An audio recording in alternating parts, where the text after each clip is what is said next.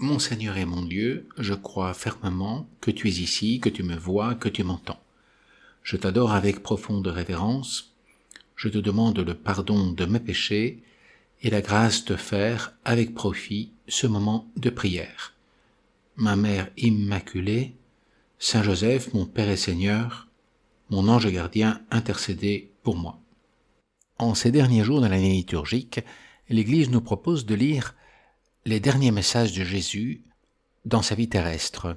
Aujourd'hui, Jésus prédit la destruction de Jérusalem, arrivée en l'an 70, suivie de la dispersion du peuple juif, et ensuite du temps des païens, un temps qui dure encore de nos jours. Voici ce que nous dit le texte. Lorsque vous verrez Jérusalem encerclée par des armées, sachez alors que sa dévastation est toute proche. Ils seront emmenés en captivité chez toutes les nations païennes. Jérusalem sera piétinée par les païens jusqu'à ce que le temps des païens soit achevé. Il y aura des signes dans le soleil, la lune et les étoiles. Sur terre, les nations seront affolées par le fracas de la mer et de la tempête. Les hommes mourront de peur dans la crainte des malheurs arrivant sur le monde, car les puissances des cieux seront ébranlées. Alors, on verra le Fils de l'homme venir dans la nuée avec grande puissance et grande gloire. Quand ces événements commenceront, redressez-vous et relevez la tête, car votre rédemption approche.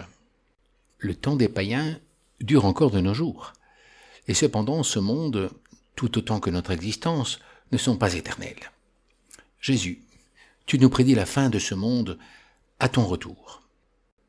Cette caducité du monde et de notre vie se voit déjà dans les signes avant-coureurs de leur fin.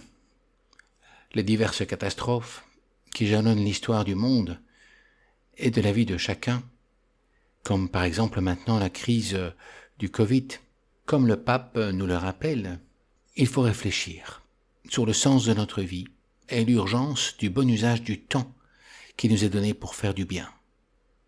Ne soyons pas paralysés par la peur des catastrophes, mais écoutons la voix du Seigneur.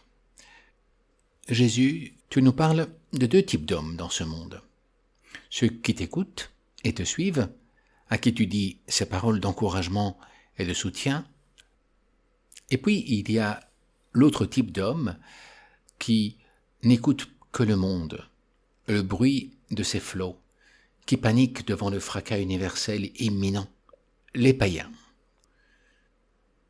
Moi, Seigneur, je veux te suivre, et ne pas vivre comme un païen qui ignore ton existence et qui centre complètement sa vie sur le monde matériel. Je veux transmettre tes conseils salutaires à tous ceux qui voudront les entendre. Considérer les fins dernières est nécessaire pour qui veut connaître le sens profond de sa vie, ou même de celle de l'humanité et de l'existence de l'univers matériel. Jésus, tu es la clé de compréhension du sens de l'homme.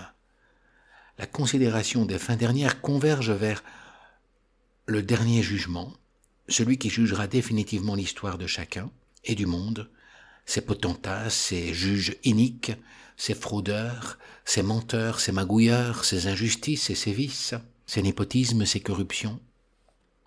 La considération des fins dernières a fortement marqué la petite Thérèse de Lisieux. À 14 ans, Thérèse et sa sœur Céline vont lire et commenter ensemble un livre trouvé dans la bibliothèque de leur père, un livre de l'abbé Charles Arminjon, sur la fin du monde présent et les mystères de la vie future. Et l'abbé écrivait « Le remède le plus efficace pour combattre le mal du naturalisme, c'est un exposé clair, précis, des vérités essentielles ayant trait à la vie future et à l'inévitable conclusion des destinées humaines. » Et la petite Thérèse écrit dans son Histoire de l'âme que la lecture de cet ouvrage plongea son âme dans un bonheur qui n'est pas de la terre. Elle écrit « Je pressentais déjà ce que Dieu réserve à ceux qui l'aiment. Et voyant ces récompenses éternelles si disproportionnées avec les légers sacrifices de cette vie, je voulais aimer Jésus avec passion, lui donner 1000 marques de tendresse pendant que je le pouvais encore.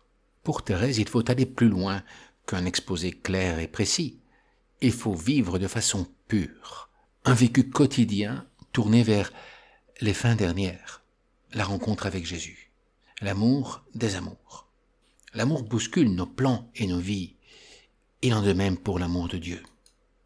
Jésus est Dieu le Fils qui s'est fait homme et qui entre dans le monde matériel et bouscule nos plans temporels pour nous dévoiler son amour nuptial et un horizon éternel. On présente souvent la seconde venue du Seigneur par des images terrifiantes, apocalyptiques. De fait, le mot apocalypse ne signifie pas catastrophe, mais révélation, dévoilement. Jésus dévoile son plan et nous encourage. Comme aujourd'hui, il nous dit aussi « Redressez-vous, relevez la tête ».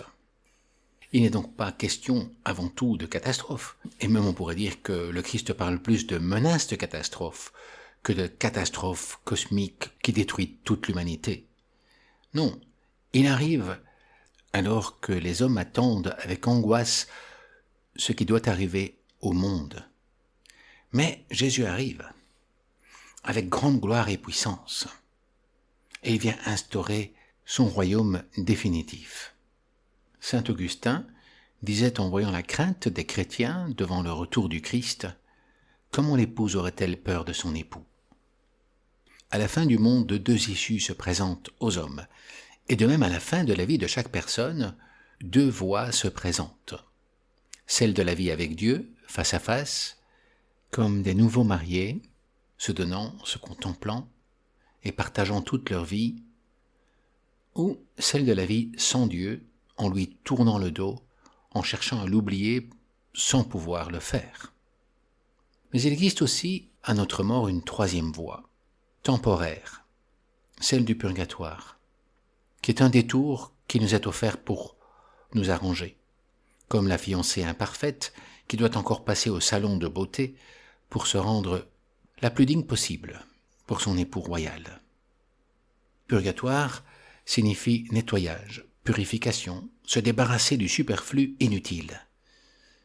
Et contrairement à la vision manichéenne du ciel et de l'enfer, trop radicale et centrée sur Dieu comme juge impartial, le purgatoire ajoute un Dieu miséricordieux, qui donne une chance aux imparfaits, aux addicts des choses de ce monde, pour arracher leurs défauts, purifier leurs mauvaises tendances et impuretés, que Dieu ne peut pas souffrir pour sa fiancée, et son mariage éternel avec elle. Jésus le déclarait à Jean dans la dernière page de l'Apocalypse. « Rien de souillé ne parviendra à pénétrer dans mon palais. » Saint José Maria voyait le purgatoire comme une grande aide, une grande grâce de Dieu pour ceux et celles qui ont encore des imperfections à gommer. Qui aurait le culot à sa mort de se targuer devant Dieu d'être une fiancée parfaite pour lui? Dès maintenant, commençons notre purgatoire, en demandant à Dieu de nous parfaire, de purifier nos désirs et nos actions, de nous donner sa grâce en abondance. Le purgatoire, c'est un peu comme la peine ou la souffrance acceptée très volontiers d'abandonner des habitudes de célibataire, de vices ou d'addictions qui gêneraient l'amour matrimonial. L'amour en vaut la peine. Thérèse, en tournant sa vie vers Jésus dès son plus jeune âge, invite Jésus à lui donner sa réponse après cette courte vie. Jésus, comme j'aimerais aussi t'entendre dire ces paroles après mon existence terrestre. Tu t'es bien donné, dans tes prières, dans tes 1000 services à mes frères et à mes sœurs. Maintenant c'est à mon tour de me donner à toi, de te donner ma vie éternelle. Viens, je te prends pour épouse, pour ma vie intime avec mon Père et mon Esprit Saint. Ça, c'est la meilleure part. Et puis viens prendre possession des autres parts, la vie avec Marie et mes saints. Et enfin, viens posséder ce royaume éternel qui m'appartient et que j'ai préparé pour toi depuis la création du monde et que je veux partager avec toi. Il n'y aura jamais d'obstacle entre nous. Nous vivons ensemble pour toujours.